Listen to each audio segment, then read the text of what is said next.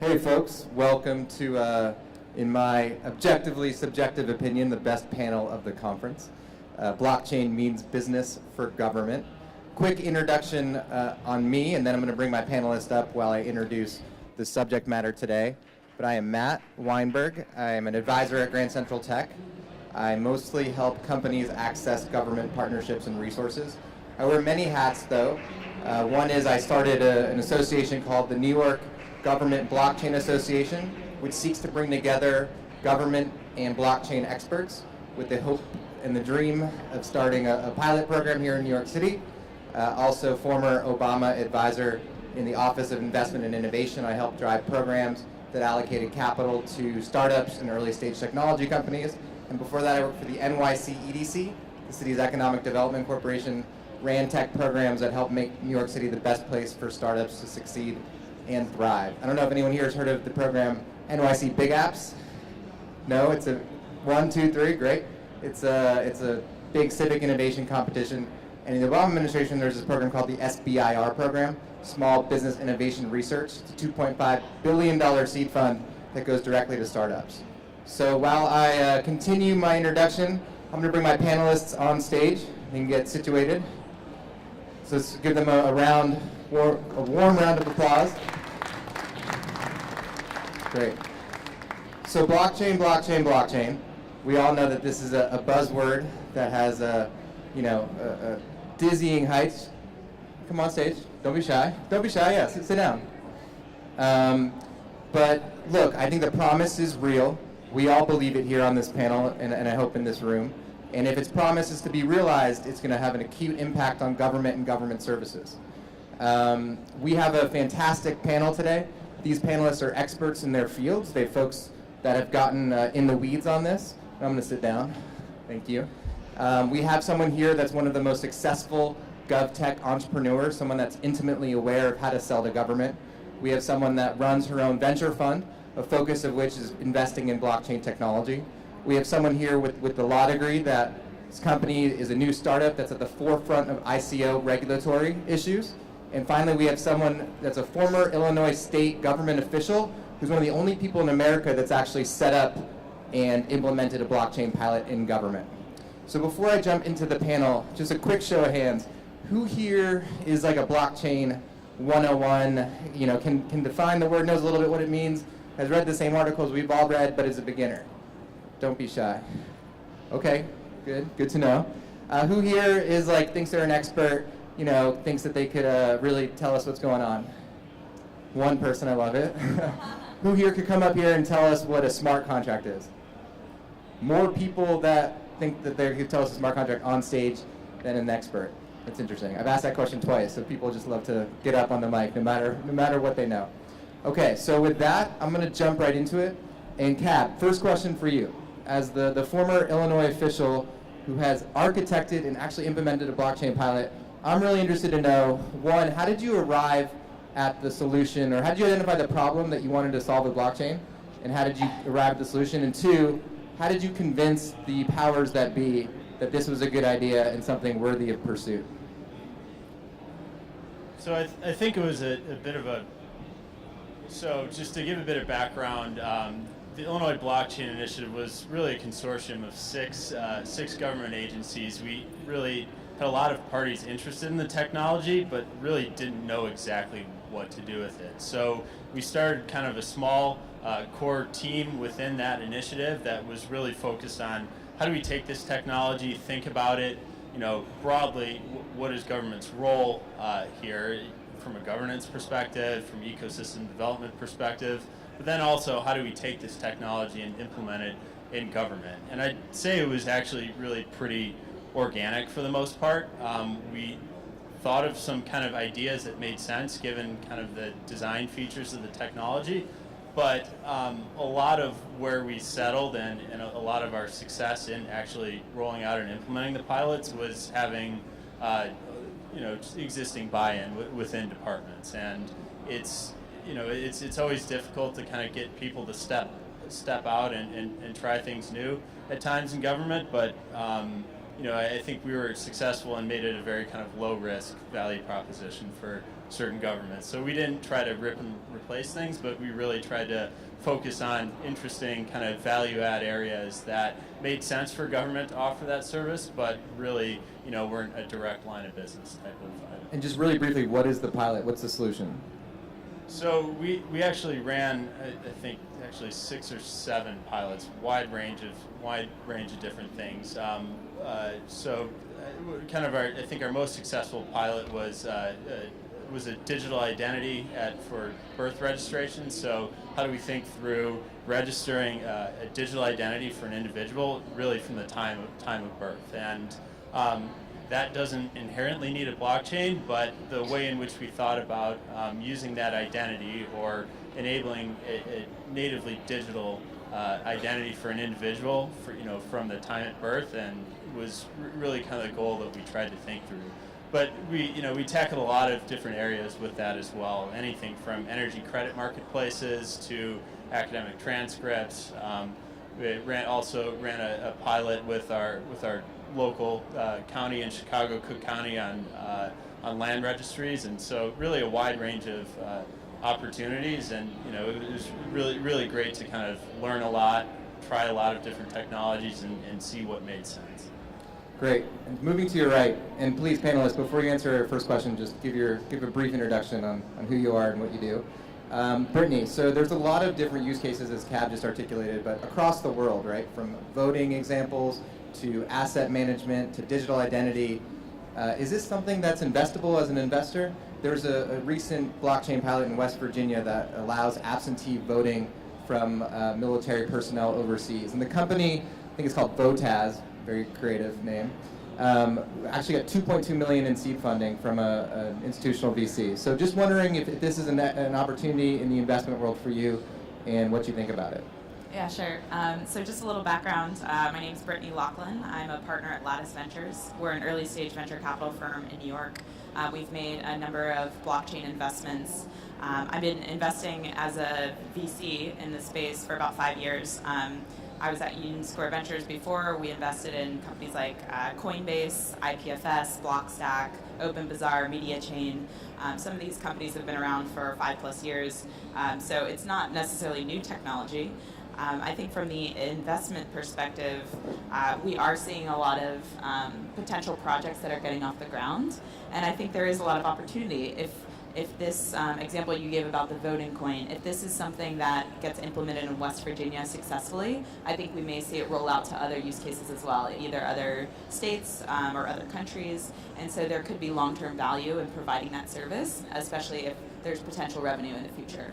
But if the government is the main client or the end client, does that in some way dissuade you from investment, or is that a market that you'd be interested in accessing, or investing in an entrepreneur that's interested in accessing that market if they were the primary customer? Yeah, I mean, GovTech, as they call it, I think there is a lot of capital going into it. I think there's some firms that specialize in it because they understand all of the challenges of selling into a government. I think for us, if the government is your only client, we kind of see that as a risk. So we have to kind of calculate how much to invest depending on that. But we have seen things that are kind of a hybrid. So one of the companies, we're not investors, but it's called BuildCoin. And what they're doing is they're creating a platform that allows you to fund municipal projects using blockchain. So you can tokenize that future return on that asset using a token. And they are selling into governments, but they're also selling into private sector municipal projects as well. So I think that's an opportunity for us where we believe that there is potential to sell to the government, but that's not their only client. So if they can't sell to the government, it's not like they go out of business. There's a lot of opportunity there. Sure, that's a great example. Let's put a pin in that because I want to come back to that. Great segue to introduce our next panelist, John, who is the GovTech man of the past 5 years, someone I've known for a while, wow. And really a shining example of how a GovTech startup can work and be successful. That being said, I'm very interested to know if you're considering a blockchain technology. Give us an introduction about what your core product is and how you see blockchain in the future of government, and if it's a risk that you're willing to go after. Yeah, thank you. So Jonathon, Ende, and I guess that's a great person to follow. So we exclusively sell to government. So I just found out that's evidently bad, but luckily for us, Known that for a while. I've known that. I like to say when I first started selling to government, it was just called selling to government. Now there, as she mentioned, there's a whole space around GovTech. I like to consider GovTech more about selling software as a service to government. So we've raised about $20 million. We work with hundreds of governments, ranging from large state governments to like small towns. So everyone from like Sacramento to Austin to Newark and kind of everyone in between. We help governments go paperless, so we help them take their existing PDFs and forms and turn them into beautiful online services. So everything from providing a suite of tools that help them find the form, fill that form out online, maybe payments, maybe e-signatures, maybe workflow. And then we launched what we like to call the first ever CRM built with government for government, which is a GRM. And we help them process and automate that. So in the context of all that, obviously we have a lot of data. And so there are a lot of concepts that blockchain that we already have started to apply to our SaaS model, where it's, hey, about identity, like who should own that data, right? Is it the user profile? Is it the government? Access to data, right? Who should be, is it multi-key? Like, is it, if I'm a processor, should I be able to see all my information or maybe just a piece of my information? But how much should the government see? It's also a unique situation where governments are constantly thinking about both privacy but also openness. So some unique battles there, which we think blockchain can be helpful. So to answer your question, we're definitely thinking about blockchain. We are still kind of waiting to see kind of what some of the standards become, and yet we are absolutely taking some of what we believe are the merits of a decentralized network and how do we apply that to our platform, and why we actually think this is going to be really great for government in the sense that we can kind of help them, because we are a SaaS platform, kind of implement it without necessarily having to take risks. So things like immutability, things like security, things like privacy, we're building into the platform, and then eventually kind of add that endpoint from a blockchain perspective to make that easy to transition. And do you think, if you've had conversations with government officials, do you think it's a harder sell than the previous conversations you've had when you're trying to offer them a new solution or new technology solution for an existing problem? Do you see a pushback just because of the nature of the word blockchain or its association probably unfairly with crypto trading? I mean, or is it just like an education issue, or is there actually like a technology issue here? Yeah, so we're unique in the sense that when people think of selling to government, they normally think federal government, or they think like a conference like this where it's selling to big cities. Again, we specialize in municipalities, and we work with some large states. I would say in the municipal level, still a lot of education. They're a little bit like a federal government and then state and then kind of local. They're usually waiting a little longer. With that being said, they're also more willing to take risks. So I think there's still a lot of education there. I do think, though, that things like Illinois and other projects and now international, you are seeing people interested. It's about how they go about that and how they kind of get that buy-in initially, which is another word that you had mentioned, which I think is probably one of the most important things, is it's not just about having one department or one agency. I think what's going to happen in order for blockchain to be successful in government is you're going to have to get buy-in at a very high level, buy-in from the governor, buy-in from the IT office, which can take a little longer and will involve a lot more education and a lot harder, but I think ultimately it will be the best in terms of from an implementation perspective. Great. I want to put a pin in the federal, state, municipal, interaction and experimentation with blockchain, because it's actually sort of flipped from what I can read. Usually cities tend to be these laboratories of innovation, at least that's what they're promised. But a lot of the examples and pilots I'm seeing, at least, are coming from the federal level. So they seem to be more advanced in their thinking, or they're willing to experiment, which is very interesting. We'll put a pin in that. So this just happened to work out. All these 4 questions, you guys sat exactly how I would hope you would see. But why don't you introduce yourself? And I have a question based on what John said. So you're someone that reads a lot of blockchain white papers, correct? So I want to know if you're seeing, not just government specific, but if you're seeing a lot of use cases and examples coming from the broader sort of social services sector. You're seeing a lot of companies that either are existing or want to create new platforms or new networks that can really help, solve a social issue.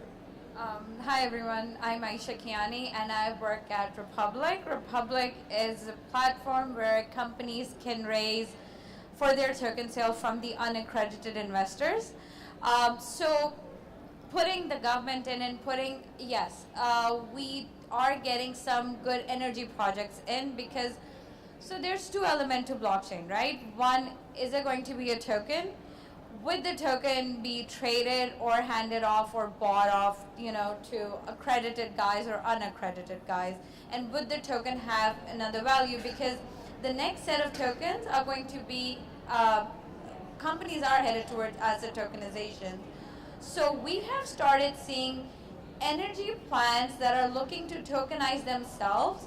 So their token holders has, more sort of a perspective and say on how renewable energy would make an impact going down the lane. So it's not going to be on the government funding anymore. It's literally, if you hold a token to buy it, for instance, a company that we're currently looking into, they're saying, look, if our token value goes to, $20, then we can fund, a bunch of these renewable projects going down the lane. We would love to support any government project because, frankly, personally speaking, I think that's where it's needed most. But, from an unaccredited perspective, would the guys who don't have an access to a direct token sale, would they have an access to it if, let's say we were to decide to tokenize, FDIC tomorrow? So, That's interesting. And I kind of want to connect that to the Berkeley example that you sent me in a second, but I'm going to stick with you for a minute here. Can you just give a quick overview of the regulatory, landscape or where we're at today with regards to security versus utility tokens? And also, why is what happened in Wyoming a few months ago, why is that significant? And how does it square against what happened with the SEC last summer? So the current landscape is pretty simple. That started off in 1933, and it needs to be revised. Our CEO, Kendrick Gwen, is up forefront of it. Token holders right now, if it's a U.S. sale, falls into three categories. Reg D, if you're an accredited guy. CF, if you're an unaccredited person and a platform like us is willing to host the sale. And then Reg S, if it's an offshore sale. Chances are you're going to get served a subpoena if you're an office based out of New York, decided to do a Reg S offering. Part of the reason is because how ICO market went berserk last year. SEC is trying to, make sure that doesn't happen again. Now, coming from security and utility, I think no one really knows what's really a security token at this point, because utility is, if I'm handing this phone to you, this is a utility that you can use tomorrow. But if this hits the trade market tomorrow or day after, and it's being traded at $4, then it's falling under the security realm. So, point is, everyone eventually is going to become a security token.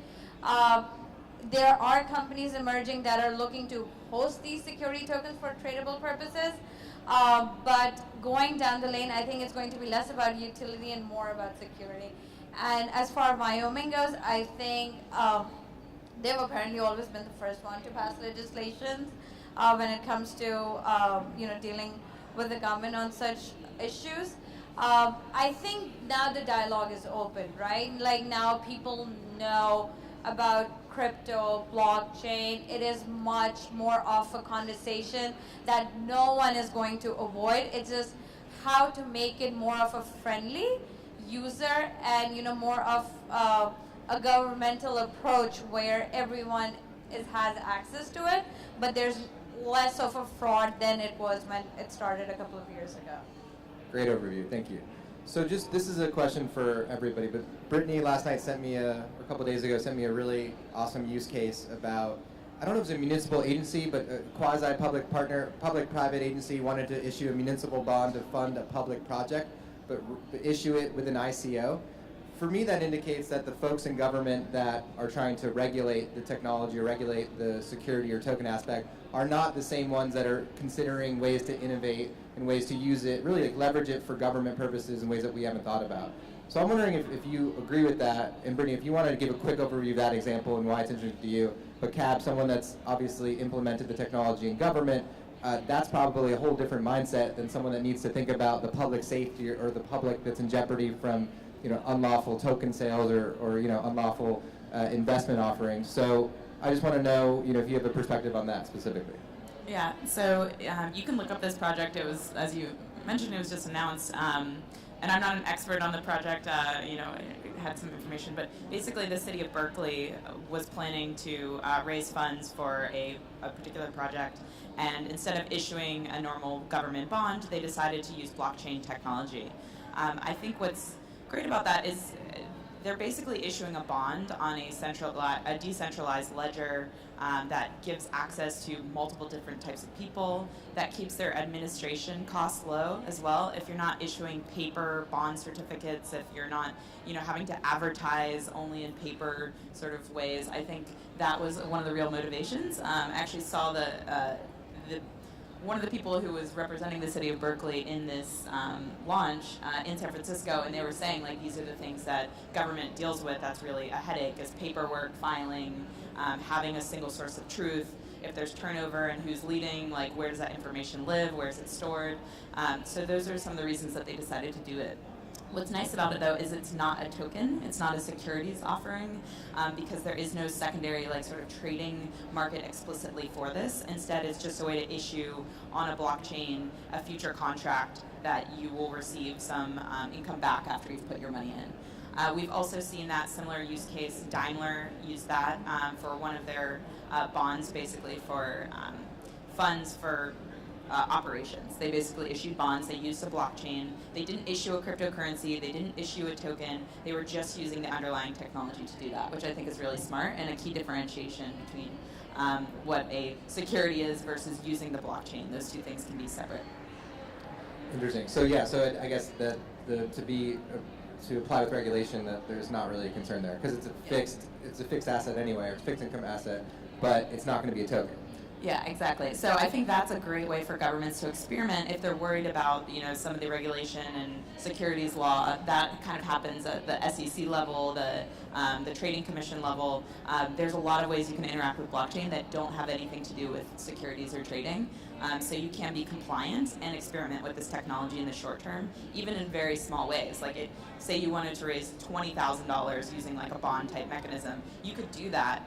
Then maybe you build up and maybe do a $20 million project down the road. I think it's like incremental change is what will build confidence in governments. But companies could also issue corporate bonds in that mechanism too, theoretically. Yeah, right? they could. Yeah, so there's actually a project called Neighborly, which is a blockchain project that makes it very easy to issue bonds. So basically, they're done on the blockchain. All the infrastructure for issuing bonds and securing bonds is done on a blockchain, but anyone can use that for whatever use case they want. So that is actually what Berkeley is using as well. Very cool. All right, opening up a bit. So do you guys think that there's a killer app for government? I mean, what's it going to be? There's a lot of different use cases that we've all talked about. There's 100 pilots, you know, ranging from Georgia, the country, to Georgia, the state. But do you see a killer app that really gets all the policymakers, the regulators, the politicians on board with this? I would say the killer app for government is obviously seamless docs. But in the notion of like blockchain, Killer T-shirt at least, for sure. But yeah, with relation to blockchain, I think it's like, you know, what could be the first technology that everybody jumps on board with? Yeah, I mean, I think one of the things that, I'm in the business, I like to say that governments are constantly solving universal problems individually. So the context of like Berkeley, that's a problem that like all these local governments have. So I guess from a killer app perspective, one of the things that I hope is that I would like to see it built in a way that is SaaS friendly. So like Neighborly, for example, that's actually a friend of mine, like that's a company that has built it on a SaaS platform. So now they can kind of offer that and kind of take it out of the box and make it easy for other governments. I guess from a killer app perspective, I do worry about governments trying to implement it like individually and like all the pains that you came from Illinois, like there's so much you can learn from that. Yet I also do wonder, like, is government the best to implement it themselves, or they should be partnering with software companies and startups? So I think from a killer app perspective, I think the way I like to think about government in general when it comes to software is that they're building blocks to government. And I think that every single one of those can potentially have potentially a SaaS offering, and I think that in the next 10 years you'll see this, like whether it's forms, whether it's transportation, whether it's issuing bonds. I think that every one of these should have a use case. And from an app perspective, I guess what I hope is that find one of those, partner, but do it in a way that isn't just necessarily solving one use case, it's solving a more general use case. And I do think that whether it's using blockchain specifically or kind of using, like, you don't need necessarily blockchain to issue a bond, but if you can do that and you can make it cheaper and more efficient, I think that's going to be really interesting for the future of government. Anything to add, Cab? Yeah, and I realized I didn't do a proper introduction at the start, so That was my failure as a moderator, not your fault. yeah, no worries.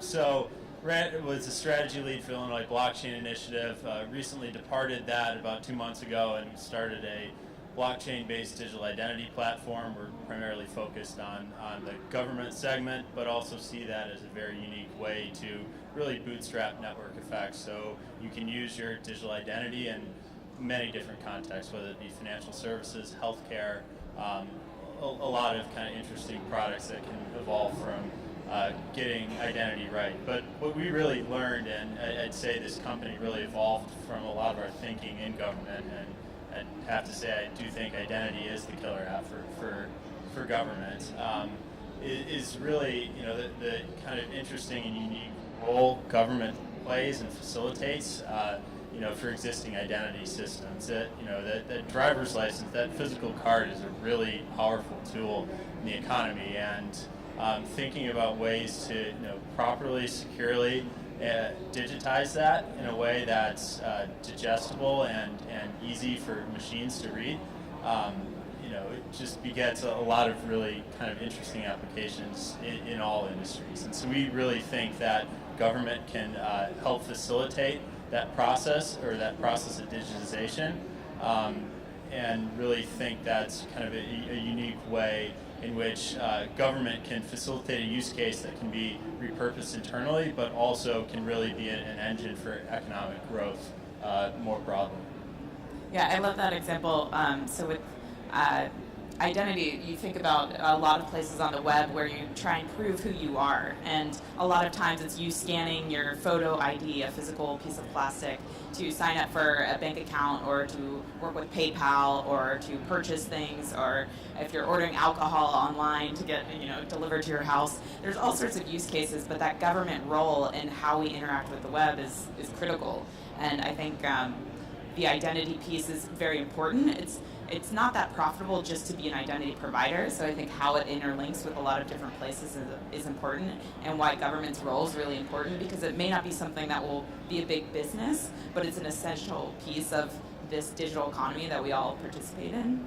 And I think we've seen in developing worlds that identity is a really key piece. Like we've seen kind of in the social sector with refugees crossing borders. They need a single source of identity that is portable, immutable, and they can take it even if their documents get stolen or thrown away or left in their homes.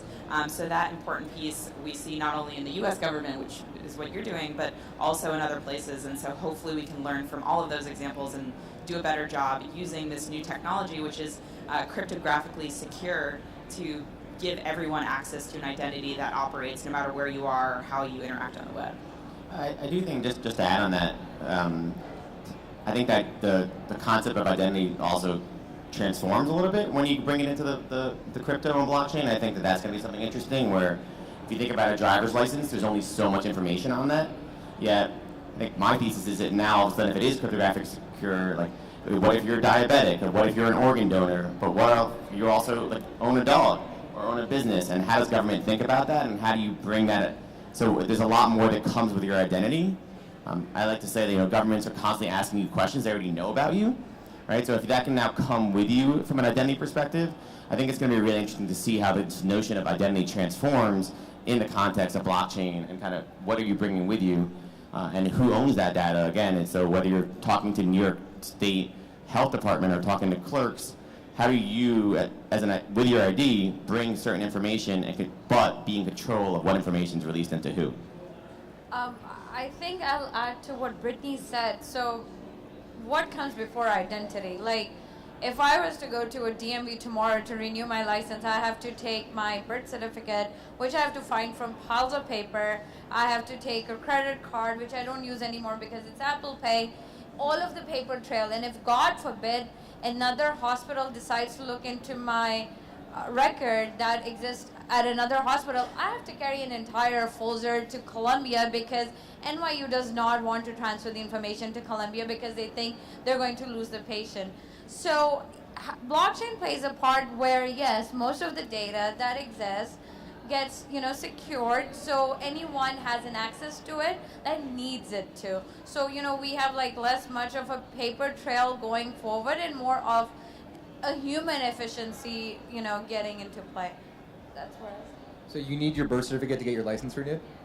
I think so. Yeah, That's probably why mine's been expired for 3 months. I'm terrified to go into it.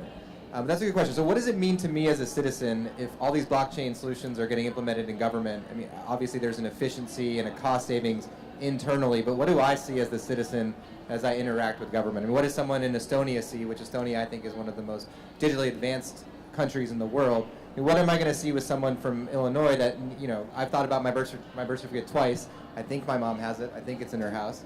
I should check. But what does it mean for me as a citizen, just my everyday life, if you're kind of considering a future government that's totally blockchain sound?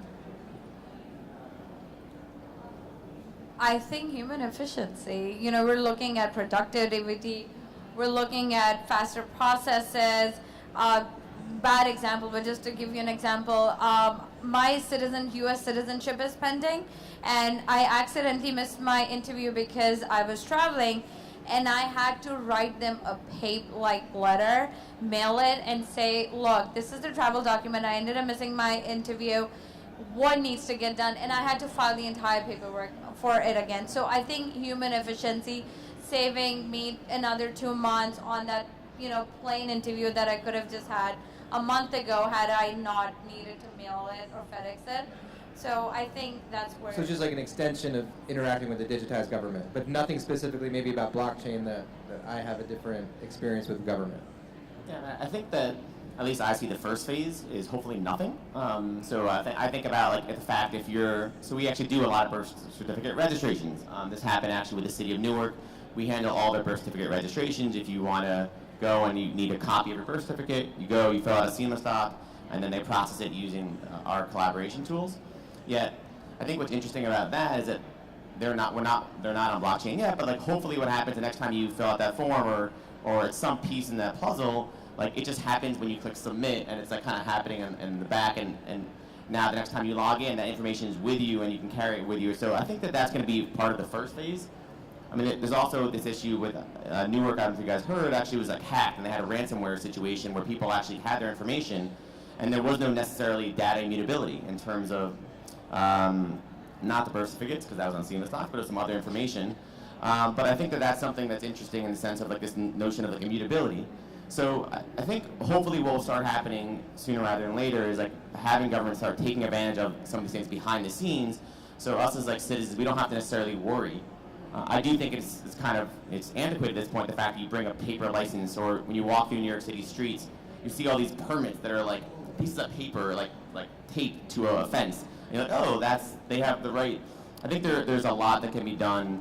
And I think the example you gave is from an efficiency perspective, but just to bring it more specific from a blockchain perspective, is who should be that authority, right? Should it be, should you have to call New York City 311, and are they the one to tell you if this is actually an official? Or should that be decentralized, and should that be ability now where it doesn't matter if New York City gets hacked, you can still, with 100% certainty, guarantee that this is actually valid and this is issued? And can we kind of take away the decentralized network as the authority rather than necessarily a government organization? Yeah, one of the things I see maybe taking a step even further than that is if we're able to better document data around identity or things that are happening in the government, potentially we can have a lot of learnings and efficiency when we silo that data. So one of the examples is I've done some work with nonprofits with military veterans. If you're a military, active military, you are under the Department of Defense. Once you get out of the military, you are then handled by the Department of Veteran Affairs. There's no connection of data that gets transferred between those two organizations. You have to go and register with the Department of Veteran Affairs in order to be recognized as a former military veteran, even though the Department of Defense and the Department of Veteran Affairs sit right next to each other. Now, when they talk about unemployment with military veterans, that is a Department of Defense, and they equally have siloed data separate. So if you're military, and then you become a veteran, and then you're looking for a job, you have to self-identify across all three of those data silos. They have separate entities, they have separate places. I believe that blockchain, because you can have this identity, even if it's in the aggregate, even if they're not seeing my name and my social security number, but I have sort of a ID that is unique to the government, that they can say, oh, this military veteran is now eligible for veteran benefits. We'll go ahead and ping them. We already know them. They just show up. They don't have to file any paperwork. And, oh, they're looking for a job. Okay, we'll pass them the Department of Defense. We'll be able to offer them different opportunities and incentives. So being able to operate across government silos, I think, is really important. And it has always been this notion of who owns your data, and they don't want to give your data across sort of government lines, like, well, if I give their data to this department, are they going to cut my funding, or am I not going to have this, or is it secure? Do I even have authority to do that? So I think that's where I get really excited about how the individual's experience will be much better, but on the back end, the government can just be more efficient and kind of interoperating. And just to add on that, so I do, though, by the way, I agree with most of that. I think that I actually don't agree that government should pass your data in between each other. I think that that's going back to where I'm kind of thinking. It could be secure, so you wouldn't actually see any of the personal identifiable information. It would just be like you're 123, and you were in the military, so you're just tagged as military, and then you go as 123. And if I choose to expose, here's my email, name, number. I think that's the point. So I think, like, as a user, I should be able. So when I go, I should be able to click one button. And now I can say I want to give you, A, B, and G, but I don't want to give you C and D. But I think that that's actually something. So we're working on some stuff internally, and this notion of, like, I think that that's actually a big problem with government. And actually, by the way, legally, governments aren't allowed to share your information. So, like, New York State Health Department actually cannot give your information to other departments legally, and I think that's actually rightfully so. And if you actually think about the existing state of how it is to share data, like, you guys think of, like, an Excel sheet. Like, data is currently shared, like, by row. Like, you have access to, like row 1, 2, and 3, and, like, but you can't really limit, like, necessarily, like, what columns you're sharing. And that's kind of like the general, I'm oversimplifying it, but, and it's kind of like, hey, like, and by the way, like, most of government data is actually in Excel sheets, right? So it's literally like, here's the birth certificate information in Excel, and now here you go. But by the way, like, you have my social security number, and even if you don't, you're trusting someone who maybe isn't a security expert to pass that data along. So our whole notion at SCNY is how do we do that in real time? So when we're collecting that data, and how can we, like, create standardized schemas in terms of how is this information being passed? So I can, with 100% certainty, guarantee that maybe me as a citizen, I have information, access to A, B, C, and D. When I give it to the government, if it's a processor and they only have level 1, they only see B and C, but they don't even know my name. The government sees B, C, and D. The public can see F, and then so I think there is this interesting notion. I think this is where applying blockchain to government data is going to be really fascinating. And I think that there really needs to be the whole way government data is collected in general needs to be entirely rethought, and making it really user-centric, being able to pass that. And by the way, it doesn't matter whether it's a federal government or one city. Like, how do we take that and create standardized schemas across the board? So when I go to Creston, New Jersey, and I register my dog, or I go to New York City, or I move across the state, I can bring that data with me, and now when I go, I entirely agree with you. Now when I click that button, now they have that information. Now they actually are verified. Now they can email me or whatever it might be. So I do think that it is it's going to be interesting to see kind of how that data is passed. But there's no doubt that blockchain or its concepts can be utilized so government data can be used more effectively. Just going to stop us here. I have like 8 more questions that we're not going to get to, but I wanted to save some time for questions from the audience. I think this was a really engaging panel, and so hopefully someone out there has a good question or two, or I can cold call. That's totally fine also. Yes? Carlo, thank you. So a lot of the things that you've been talking about has to do with blockchain, right? And put in private information, things that we usually have on paper, behind walls, behind gates, on the internet or on some sort of server. What about security? How do we keep it secure? Is it a private blockchain, public? What is it? Let's try to have pithy answers so we can get as many questions as possible. Private? I think it's private. We're just very quickly, the companies that are doing KYC, AML, just to even get your information out, private. Can you say the acronyms are real quick? KYC is know your customer, AML, anti-money laundering, to make sure whatever your investment is isn't fraudulent. So I'll actually go against that. Never put private data ever on a blockchain, private or public. I think a lot of people kind of think blockchain as a database. It's not really a database. It's a bad database and also kind of a bad network. If you think of it in terms of kind of a user-centered architecture, really think of it as like connective mesh that brings a lot of different pieces of siloed data together in a way that's secured behind public-private or public key infrastructure. Yeah, I would agree with that. I mean, even a lot of what I've said today is that blockchain or its concepts. I do think that it's going to be interesting to see like how that is implemented. I think that it's a matter of trust, and in terms of who do we really trust, and I do think that should be documented better, so that way, like, I think, again, the notions of blockchain can be interesting, and so at least kind of how that's handled, and maybe it's open source, and maybe it's not controlled by a government IT professional, maybe it's not controlled by a decentralized network is interesting, but I do think this notion of privacy and data and how it's handled is going to be really interesting, so. Agreed. Yeah, I wanted to get into permission versus permissionless and public versus private, maybe next year. All right. And I think we just have time for one more. we need 2 more questions? One more? Then 2. We started late. All right. Yeah, hi, thanks. In terms of the governance of kind of blockchain systems, where do you think that should sit to help deal with the trust issue, right? Good question. So governance is basically when you build a blockchain system, let's say like Bitcoin. Bitcoin is completely decentralized. There's no one sitting, babysitting, seeing what transactions are happening. It's literally mathematical problems being solved by a bunch of compute power across the world that gives us this cryptographically secure money. And that governance was all written into the smart contracts when it was started 8 years ago by Satoshi. Definitely read the Bitcoin white paper. It's a few pages. Even if you're not technical, it will give you a firm understanding of what governance is. Because basically they kind of write the rules of like, this is how the program works. So I think any new blockchain that gets built, when they actually build the technology, they're building in the governance.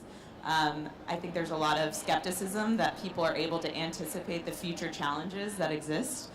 It's similar to our government. Like, the Constitution is great, but there's been a lot of amendments because we didn't know it was coming. So being able to amend governance over time, I think, is important because you don't know what could happen in the future. But creating a flexible enough thing at the core is important. And with the sort of security, what's great about blockchains is that the information that you put into the blockchain is cryptographically secure. So there's not actually risk of hacking the information once it's like putting in a safe deposit box and then taking the key and putting the key on the blockchain versus putting all the information just like writing it to the blockchain. So I think that governance is really important to ensure that those blockchains stay secure, but the cryptography is great. So the security of it is actually high. The user error of how to build a really smart government structure is the risk. So I think that trust issue continues to be one, but in terms of like data getting like stolen is actually really rare. You have one more? If anybody has a last Anyone on question? that side of the room want to ask a question in the middle? Okay. So we're at the Smart Cities Conference, and I think that, especially when we're dealing with municipalities and cities, a lot of the times when we're trying to implement or invest in smart cities companies, regulations or governments a lot of the time stand in the way, not maliciously, but just because there's a lot of red tape that you have to go through. So have you guys seen blockchains utilized to kind of advance this smart cities collaborative ecosystem, maybe outside of regulation, or not in a malicious way, but just without having to get the necessary permits or whatnot? So is that like, is pilots the right answer in a way? Yeah, I think like it's so blockchain is technically the only space right now where somewhat regulations are needed, just because it's been an open space, right? And then what are the companies raising the money for? What it needs to be tokenized? What needs to be on blockchain? So I think the only space where regulation is kind of making an impact. Yeah, so I would say like money. I think that's one of the great things that's happening from the smart city kind of explosion that you guys have seen over the past couple of years.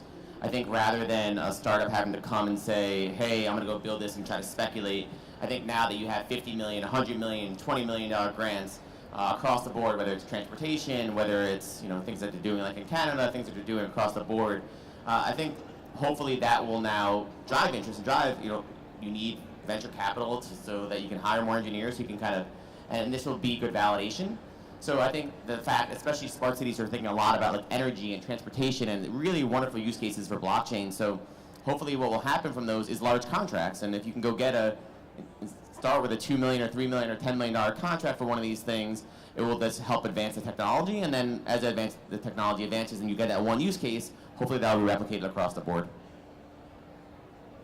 Great. All right, thank you. Let's give them a round of applause. Thanks, everybody.